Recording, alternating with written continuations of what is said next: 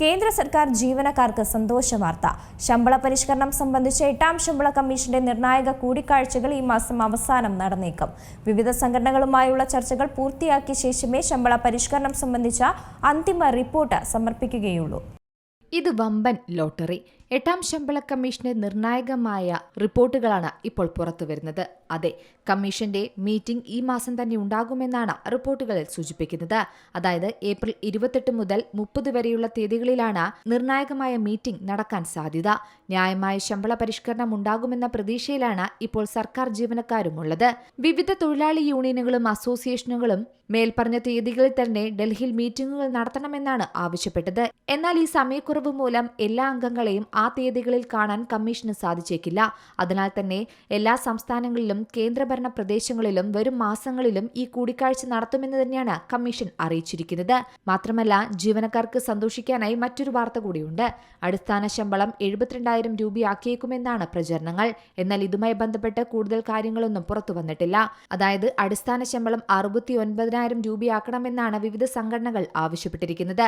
നിലവിൽ ശമ്പള കമ്മീഷൻ വിവിധ സംഘടനകളുമായി ബന്ധപ്പെട്ട് മറ്റ് പ്രാഥമിക കൂടിക്കാഴ്ച മാത്രമാണ് നടക്കുന്നത്. എല്ലാ കൂടിക്കാഴ്ചകളും പൂർത്തിയാക്കിയതിനു ശേഷമാണ് പരിഷ്കരണം സംബന്ധിച്ച തീരുമാനം ഉണ്ടാവുക. ജനുവരിയിലാണ് ജീവനക്കാരുടെ ശമ്പളം, അലവൻസുകൾ, പെൻഷനുകൾ എന്നിവ പരിഷ്കരിക്കുന്നതിനുള്ള 8ാം കേന്ദ്ര ശമ്പള കമ്മീഷനെ കേന്ദ്ര സർക്കാർ ഔദ്യോഗികമായി അംഗീകരിച്ചത്. 8ാം CPC റിപ്പോർട്ട് സമർപ്പിക്കാൻ 12 മുതൽ 16 മാസം കൂടി എടുത്തേക്കുമെന്നാണ് പറയുന്നത്.